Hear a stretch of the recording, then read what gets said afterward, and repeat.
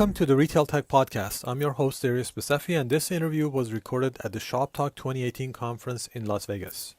Please excuse the background noise as these interviews were recorded in a live and open conference environment. Hope you enjoy the conversation. Speaking with Aaron Hamilton from Vantage and Connor Ryan from StitcherAds. Both companies actually work on using AI to make advertising better. So I'll start with Aaron. If you can tell me what is Vantage and how do you make ads more effective using AI? Thanks very much, Darius. Great to finally be on here. A big fan. Basically, what Vantage is the application of AI to the vast amount of data that's coming at retailers today. Both the large multi-brand retailers and the large CPG firms that are going direct to consumers. And they have this significant amount of data coming at them, and we think that amount of data is going to increase at an exponential rate over the next few years. Many more sources and a ton more data. So, trying to transform that data into something usable and crossing that chasm into insight is a real challenge. But of course, even harder is to transform that insight into action. And what we're able to do is to apply predictive analytics and machine learning and artificial intelligence to that vast amount of data to allow us to go from data into insight and insight into action. Okay, interesting, thank you. So, Connor, how do you handle or address this problem? So we approach the problem in a similar fashion. The core problem we're trying to solve is for omni-channel advertising. So we're about taking the online data and actually joining that with in-store data to not only attribute sales to our customers' ads that they're running on Facebook and Instagram, but to also then, like Aaron, to actually run some prediction on that data to establish what products customers will buy in-store in specific cities, states, or regions around America. So essentially we're allowing retailers to leverage their in-store data to optimize their mobile ads on Facebook and Instagram. So is the biggest opportunity and gap in online commerce right now or in the store physically? Well, it's definitely in the store physically. I mean, e-commerce is just it's very small, growing at a significant rate, faster than traditional in-store sales are, but it's still a very small amount of the total overall retail picture. But brands and retailers are putting a higher value on those e-commerce sales because of the rate of growth and because of the amount of data that flows around that and the learnings that they can get out of it. So that's why great companies like Stitcher and Vantage are both working to solve this problem of overlaying the in-store and the online data to get a better picture of how people are shopping. Same in your experience? Yeah, the challenge right now is, as Aaron mentioned, the online is pretty sophisticated and advanced at this stage, but because the data is easily accessible, because it's all online.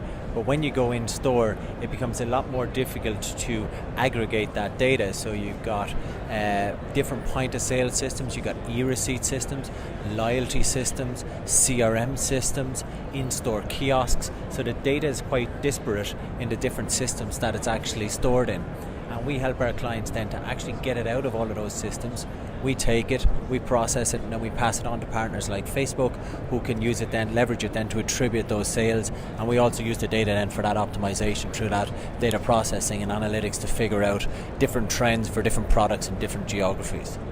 And that's actually one of the areas that I think we're different, is that we don't necessarily pass all that data back to Facebook. We developed our technology in partnership with Facebook, and a key part of our tech architecture is that we don't pass all of the retailer and the consumer data onto Facebook. The idea is to make sure that the retailer has the data and gets the best use of it, but that Facebook only has the bare bones of what it needs. And because we are integrated back in with the retailers, we're able to optimize those ad campaigns in real time based on how we're seeing things convert. The key is that no one really knows when you're launching these campaigns what's going to convert the best. So in the example of the work we did with Walmart and Huggies, for example, we ran 1,200 different variations of ads across a dozen different audiences of things that, how we saw people shopping on the store, and then we optimized those in real time based on how we were seeing people convert. Yeah, so of course everybody is aware of all the public attention right now on Facebook and the amount of data that they have and how they use it actually. So I'm sure that any data that's shared with Facebook is probably anonymized, right? Or is it what is the data that is shared with Facebook? So, and Aaron is right, there's retailers are very concerned about the amount of data that they can pass to Facebook, and we take a similar approach to you, Aaron, in that we only send Facebook the data that needs to be sent for attribution.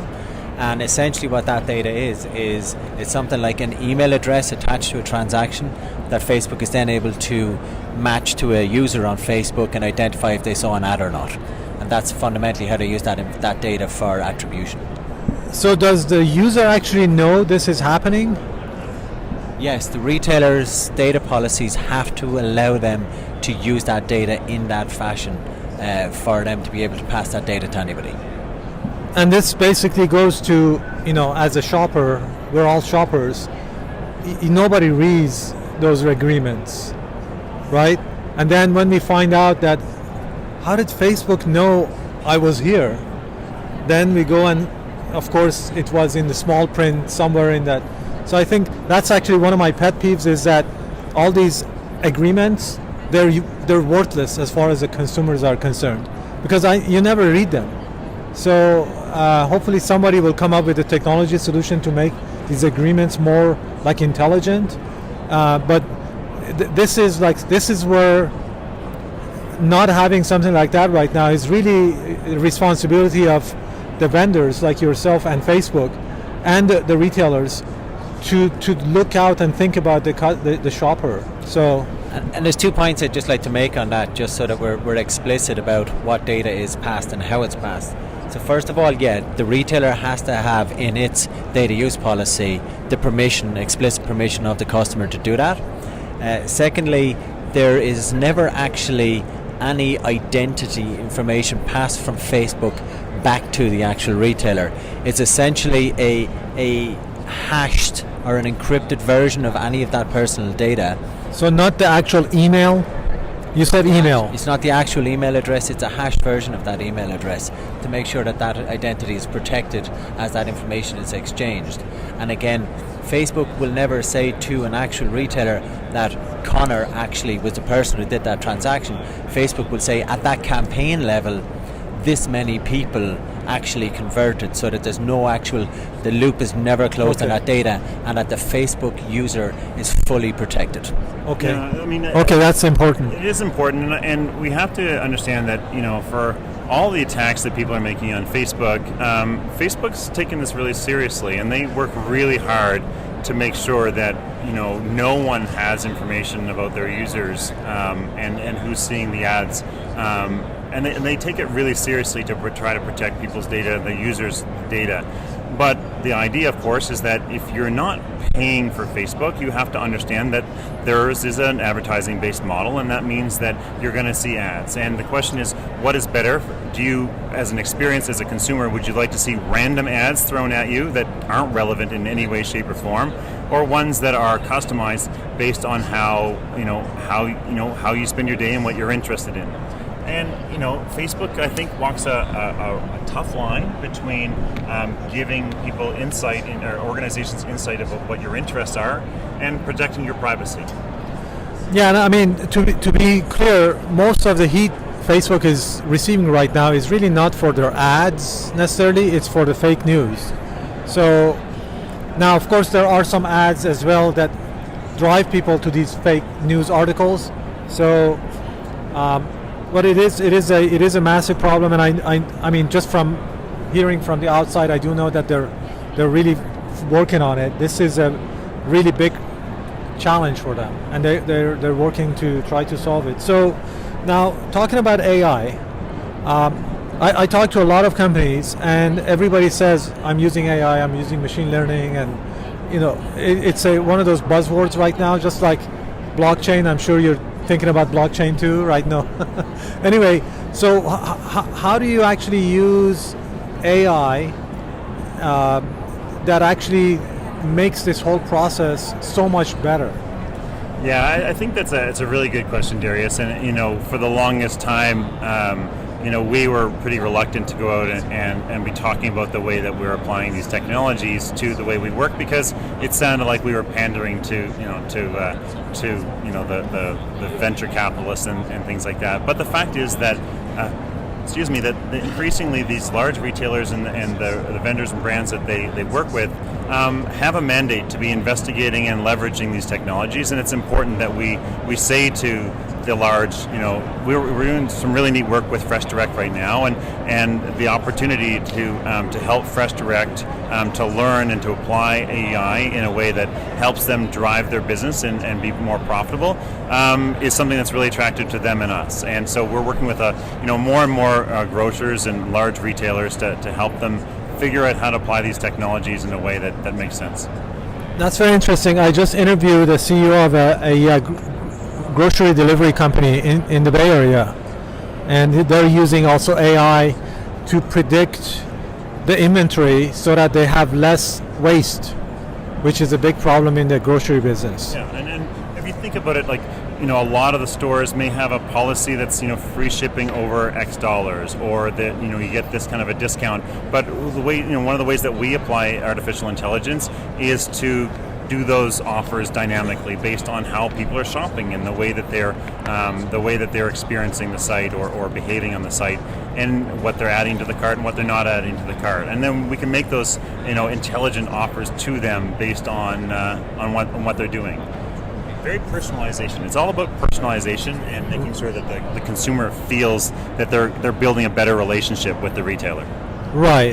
The holy grail is that the consumer finds what they're looking for and receives what they thought they purchased. So for grocery, that's actually a key thing, just to make sure that if I buy bananas, I'm going to get bananas that are not green and they're not ripe. Yeah, and helping the retailers to manage their supply chains, and helping the retailers to manage their margins. I mean, let's be honest, retail is is not having the easiest time. It's an exciting time to be in retail because there's so many cool opportunities, but margins are thin, and it's all about trying to help these retailers to kind of keep going and figure out really cool ways of applying the technology to their data so that they can be more efficient. And no one at any retailer, I don't think, is handing a team saying, listen, go hire more people and spend more money on advertising and take a bigger budget and take more time. They're saying do more with less. And artificial intelligence is a great way to achieve that. So as far as like proving the value that you bring to your customers, what metrics do you measure, and how do you actually display that value to the customers? So it's very simple in our case. The metrics that we're measuring are sales, online sales, in-store sales, or collectively omni-channel sales. And that's where we charge. So we don't charge at the system integration level, integrating with the point of sale or any of that stuff. We charge based on the actual success. Performance, basically, success. It's all performance based. It's the success that they're getting out of the actual ad spend that is enabled through that data and the intelligence we're extracting from the data. Is that pretty much the minimum or the best way for vendors to go into retail these days, to be performance based and minimize the upfront cost? I think we have to be realistic about the environment that we're in. But there's a lot to be said that if there's no money on the table, that there's no skin in the game, and it's hard to get the next meeting scheduled because people are focusing on where their expenses are. We walk a great line between those two and build great partnerships that make the retailers and the brands want to work together with us in order to move the business ahead. So how does Vantage charge? Is it performance-based as well, or? Yeah, so a lot of our business is performance based. We'll often charge a small percentage of the ad spend because unlike Stitcher, our primary focus will be return on ad spend. Okay. Vantage is the kind of acknowledged leader in driving return on ad spend. Over the last 3.5 years, we've been running Facebook and Instagram ads optimized based on the real-time data that we have. Our average return on ad spend is 13.8x, almost 14x return on for every dollar being spent. So what does that mean? Every dollar that I spend, I will get $14 back? Every dollar the retailers or the brands are spending on ads, our average return on that is almost $14. And how much is it without Vantage? Yeah, so I mean, if you talk to those that are out there, they'll say that a decent agency that's working, probably using humans to do this old-fashioned way. Apparently, I'm saying this tongue-in-cheek because it just seems extraordinary to me that we're talking only about. What, a human is doing this? Yeah, no, I mean, it's just crazy how it's come apart and so come along in the last few years, but. The idea is that if you are doing this, using manual means, you might only optimize a campaign, say once a week. Whereas because of our AI applications, we're able to optimize every hour on the hour. And so, someone that's doing this as an agency without this kind of technology might be getting a 3x return. If they're doing quite well, they may be getting a 4x return, and if they're doing a 5x return, they're getting a case study published on Facebook, because on Facebook you go look and see how everyone's doing. They'll say a 5x return is extraordinary. I'll say it again, Vantage's average return for the last 3 years is almost 14x. Okay, so you go based on ad savings on ad return on ad spend, and you focus on same. We're very similar. Okay, very similar. Okay. So can you share what your numbers are like?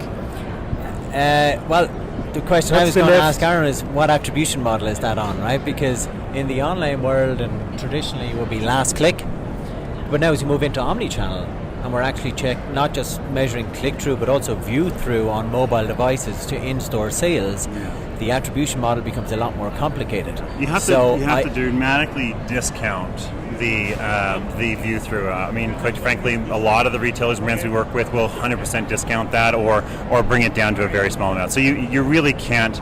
I mean, Facebook will take claim for it, but as an objective third party that we are, we have to work with the brands and retailers and to be realistic about.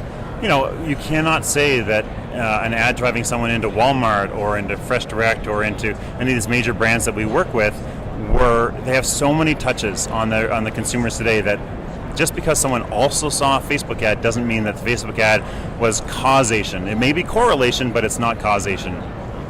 So how do you go down that tunnel to find out?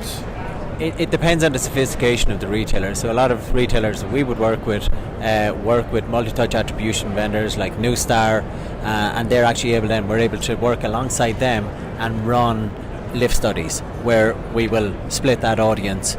These audience don't see any ads, these see ads, they only view those ads, what's the actual lift in that cohort? So we do sophisticated studies to prove what the attribution, and it's never 100% attribution, as Aaron says. You cannot say that somebody saw an ad and converted to that pair of sneakers. But we understand that then, and they say, look, we're kind of 15% on the future attribution, and we've got in our custom metrics, then we're able to feed that into the engine to take account of that based on more sophisticated vendors than us who look after that multi-touch attribution piece. Okay, basically build in some kind of an error into the numbers, discount factor. Yeah. You do your lift studies where you've got your holdout group, and you actually measure the incremental lift that you're getting based on that campaign that you're measuring against. Okay, great. So I'll finish with a couple of other questions. Now, have you heard of the concept of day one? Yeah, absolutely. But in which context? In the context that Jeff Bezos and Amazon talks about it. Have you heard it? I don't think I have. Go and take me through it, Darius. Talk us through it, Darius. No? I'm not going to assume to know. Okay, well, you need to go read his 1997 letter to the investors, of course. But day one is a concept of continuous innovation, especially when you're ahead. So people innovate when they're behind usually, but not when they're ahead. This is every day. Even when you're ahead, you actually innovate more. So that's what he drives into Amazon, and that's actually I'm looking at doing a brand new podcast because the concept itself, again, day one, it's a word, but how do you actually do it? What are the specific things that you do every day to do this? What is the language? There is a language that we use ourselves, and there's the language a lot of times limits us from what we even tell ourselves. So there's a specific language. So that's why I'm interested to find out. Let's say, like, if you are ahead, do you rest? What do you do when you're number one by a factor of 4? There is a lever right Yeah. there. Yeah, no, I mean, So you said that Vantage is a leader. Now that's another different word that I want to like quantify more. But what does a leader do to stay and become even more of a leader? You know, I think we listen. That's the biggest thing that we do. We work with great partners like Facebook and Instagram, and we work with great retail partners like Fresh Direct, who are doing really, really exciting things, and we're just thrilled to kind of listen to them and see where they see the opportunities are. Stuff that you work with great brands like those at Kimberly Clark and thinkers like Tony Long. They're the e-commerce capabilities lead at Kimberly Clark, and Warren McKay-Smith over at Unilever. The guys that are just pushing the envelope to try to see how to apply new technology into really exciting new ways. And you listen and you try to work as quickly as you can to help these leaders fulfill their visions. Okay, and I think it's the key part there is a lot around the partnerships. When you have some credibility and some leadership in a field, then it becomes a lot easier to work with more partners to do more things. And for us as a company, culturally, I like to embrace the willingness to fail. I think is a key part of innovation, because a lot of the things you do won't work, but you got to keep trying them, and you cannot be dissuaded by failure when it doesn't work. So we run a lot of tests, a lot of alphas. I'm sure Aaron has worked on a lot of alphas with Facebook that have never made it to beta, and betas that have never made it into general release. And it's having the appetite. I think the appetite to aggressively and rapidly fail, for me, is a core to driving innovation in our company. right. Yeah, this is very interesting. So the like advertising is also both art and science, right? Is it more now with AI and all the technology and everything? Is it becoming more science than art?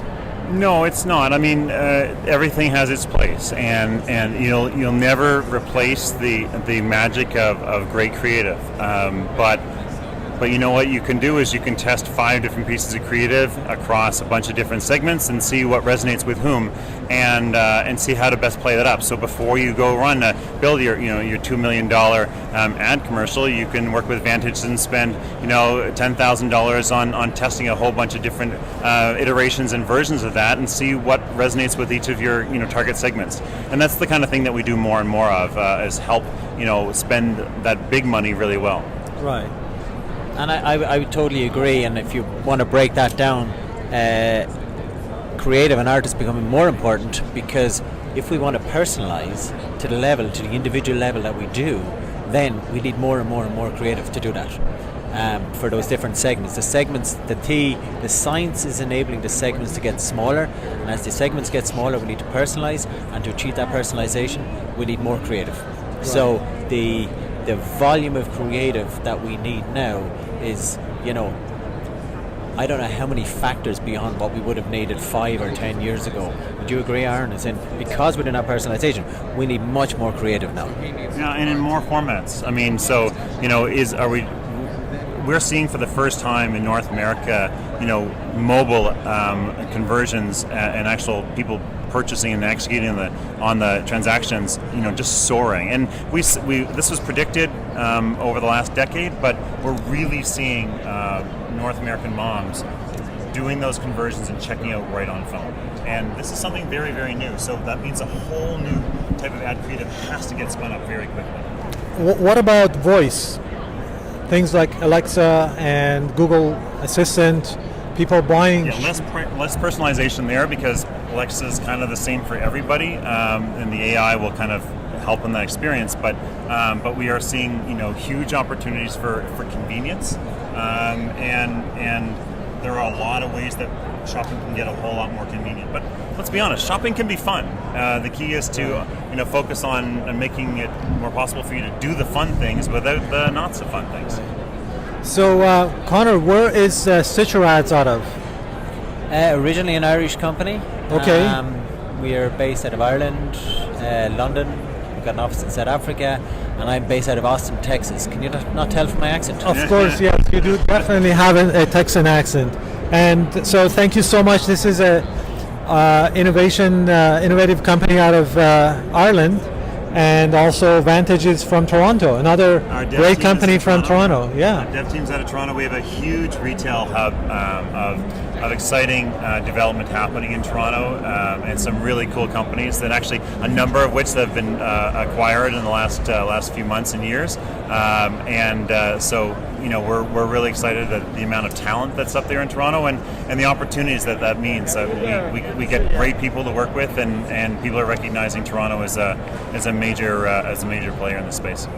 Awesome. Well, thank you so much, gentlemen. It was a pleasure speaking with you. Thanks very much, Darius. Thank you. Thanks, Darius.